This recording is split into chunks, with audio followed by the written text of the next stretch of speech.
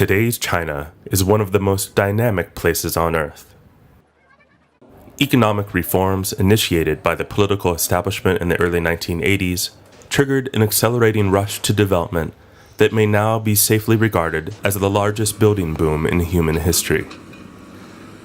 There have been remarkable achievements attained as part of this effort, most notably the establishment of housing and infrastructure networks to accommodate the hundreds of millions who have migrated from countryside to city. These conditions of rapid change that have borne such dramatic accomplishments have, however, also resulted in a multitude of built works that fall short of their potential, quickly exhibiting some combination of physical dilapidation or programmatic irrelevance.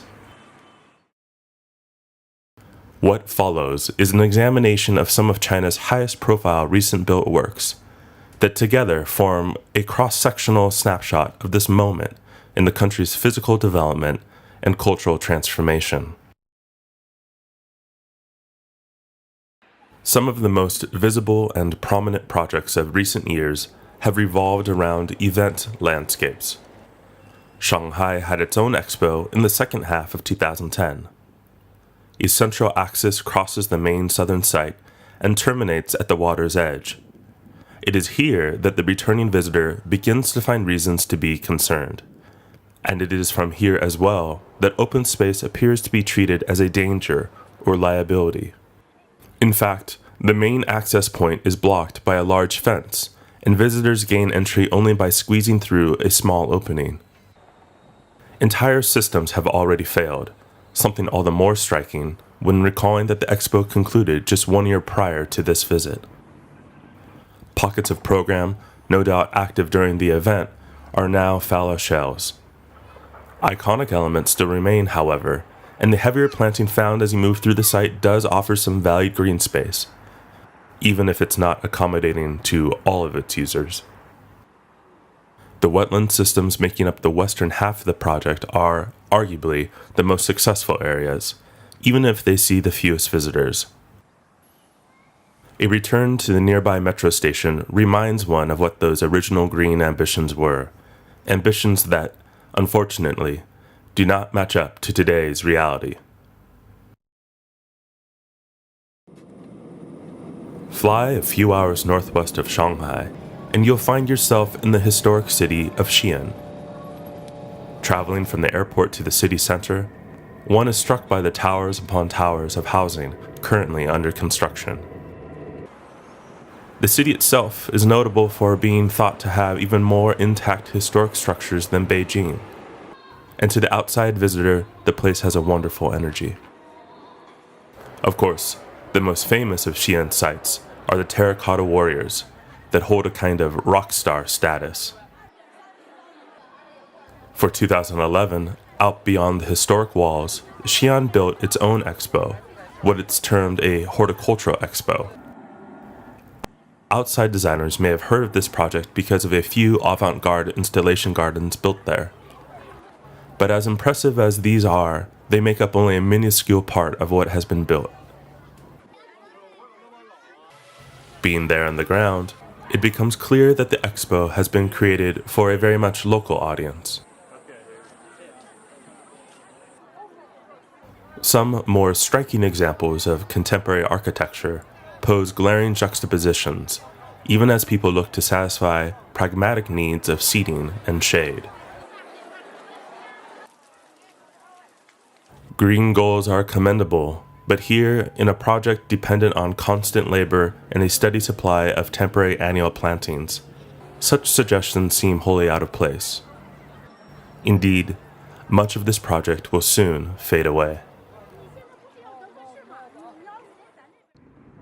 Of course, what can be considered the original mainland event landscape is the Beijing Olympic Green, whose central axis terminates to the north at the Olympic Forest Park.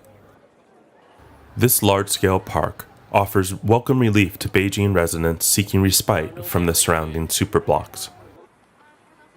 The project is large enough to have a regional feel to it, with multiple nodes of transportation for getting around. Outdoor rooms provide places for gathering, and a large central lake offers visual relief, even if this current lowered condition is less than ideal. A variety of landscape spaces, from forest canopy to constructed outcropping, offer a multitude of experiences. Overall, though, the significant collection of wetlands feels to be the most enjoyed and appreciated of spaces. A sunken walk provides insight into the wetland systems, or at least a bit of entertainment. The overall build quality leaves much to be desired, however, as evidenced throughout the project. Some design elements also fall short, such as the summit vista that has now grown obscured by planting, and what's presented as an ecological corridor might more honestly be considered just a large bridge. Still, for residents in search of recreation, these issues are secondary, and this is appreciated as a place to see, be seen, and escape. At the southern end of the Olympic axis lies the two most iconic structures from that event. But here, as elsewhere, there are cautious lessons to be learned, with the water cube now looking for a new use, and perhaps an overdue cleaning, and of course the famous bird's nest, still as impressive and visually striking as ever, although not its ticketing entry. And also despite the fact that this place too, remarkably, has found no regular program use. Indeed, basic elements show limited long-term viability, including the main stairway, the primary access route for visitors that, on a rainy day, reveals itself to be without shelter or drainage. Few would argue that Beijing should be known for its beautiful environment. And so, it is understandable that there is a pull to create inviting enclaves when possible. A visit to the latest of Beijing's World Trade mixed-use developments reminds one of the risk, however, in relying upon water and hardscape for achieving this goal. One can imagine the water feature as being most welcome during the summer months, but here, as early as October, the water is already cleared, and one can assume that it remains in this state for more than half of the year. We also can see the danger in relying upon the quality of hardscape. For even here, on a project that would seem to have maximum investment and every advantage, too many of these systems are, again, already failing.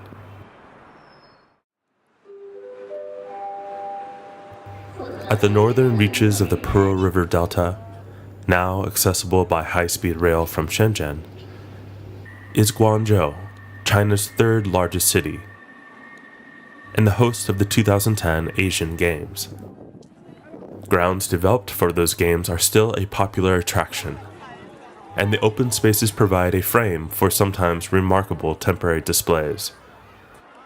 But it is clear that the overall site work was built in great haste and with little concern for its endurance. Although originally planned many years before the Asian Games, the Guangzhou Opera House was more recently completed and opened to great fanfare. It is a project that's conceptual design and imaginative form-making can be much admired. But visiting the project in person and seeing its true implementation, one cannot help but think that a terrible mistake has been made, woefully mismatching vaulting design ambition with more grounded local capability. There are spaces of light and shadow that carry great power, but buildings are, perhaps even more than landscapes, made up of a series of moments. And for a building like this to resonate, these moments must sing. Sadly, here they do not. The project does offer up some distinct surprises, but this, plus its role as a distant photo backdrop, does not make for great architecture.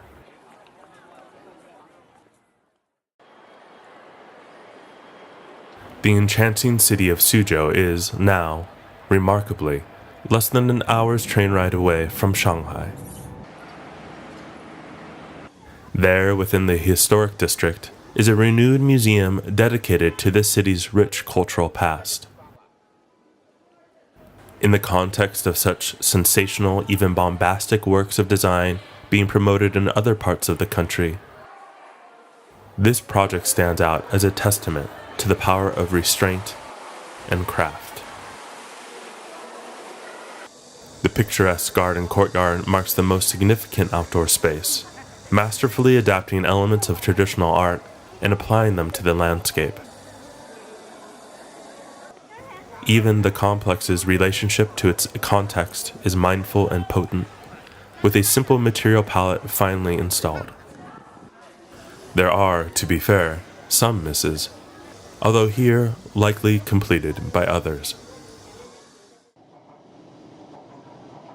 Head southwest to the end of one of Shanghai's metro lines, through the ocean of Pudong's empty, speculative investment villa properties, and you are rewarded with quite a pleasant surprise of a project.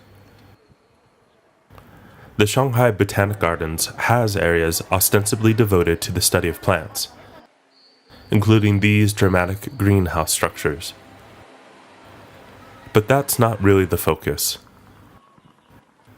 This is a regional park, and although, like so many others, it charges admission, here it feels well worth it, because here the visitor is offered a variety of landscape experiences difficult to find anywhere else in this metropolis.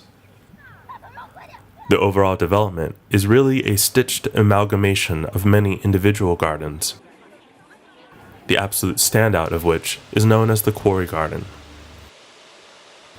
Terraced walks lead to more rugged paths and vistas, offering views back onto the site and the Quarry Garden's signature walkway. A floating boardwalk allows visitors to traverse the filled pool, and there's even a tunnel blasted out by the military to allow for subterranean escape. The northeastern corner is anchored by a research institution that, while compelling in design, unfortunately and predictably looks to be mostly empty. There are some missteps with the surrounding gardens, and some areas that feel occupied with filler landscape. But for the growing middle class of Shanghai, this clearly is a welcome destination, and one is found wishing there were more projects like it elsewhere.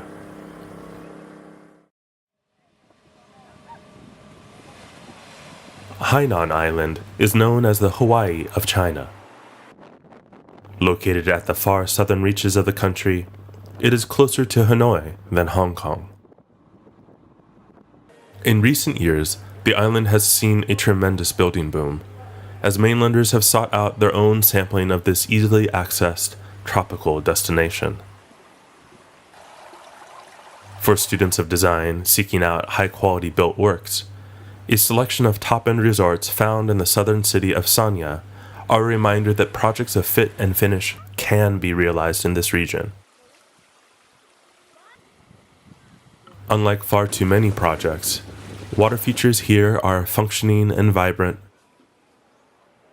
and plantings take on a richness and diversity and density that define environments of tropical luxury. To be sure, resorts and the category of hospitality is just one project type, and not what most landscape architects will seek out as their primary focus. But if nothing else, these projects are a reminder of just what is possible. It would seem that the combination of the standards set by world-class operators, matched by expectations of clientele that will compare this project not to regional options, but rather to those around the globe, that this, together, can spur the creation of some of the highest quality site work to be found in all of China. Take a 2.5-hour drive south of Shanghai, across one of the longest bridges in the world, and you'll reach the city of Ningbo. This historic seaport trading town has, like most all Chinese cities, seen dramatic transformation. But even so, you can still find some physical traces of its history, such as with this complex, considered the oldest library in all of China. Nearby, history has been reconfigured and put on bold display at the Ningbo Museum. The striking project has earned wide acclaim, as it embraces a distinct attitude towards synthesizing old and new, craft and monumentality. The process of building, so potentially imperfect here as much as anywhere, is embraced, and the pitfalls accompanying attempts at precision in the built environment are sidestepped, with a focus instead on making the most of the materials and processes available in this place and time. As ever, there are missteps and unfortunate oversights made in the site work. But more than anything, this rich yet austere project offers up a positive example for strategically approaching design in this current context.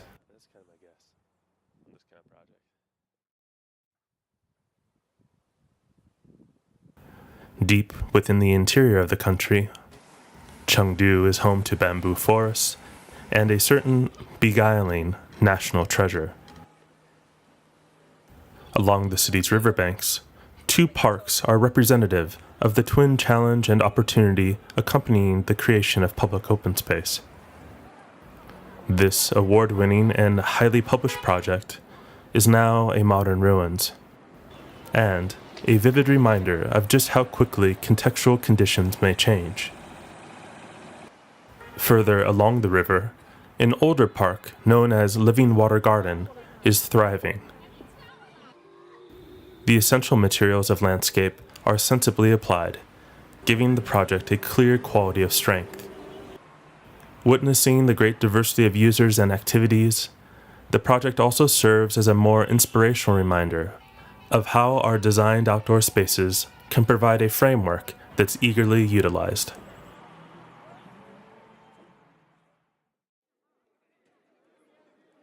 In this most dynamic region, change may not be constant, but it can be considered unabating. The challenge has been, and will continue to be, making the most of the singular opportunities created by these transformations. Reflecting on the past decade of development, we can be humbled by just how often these opportunities have been squandered. At the same time, we can find inspiration in the resiliency and enthusiasm of those who make use of these spaces. Looking ahead, practitioners engaged in this region will benefit from maintaining a clear-eyed recognition of the motivations driving any given project.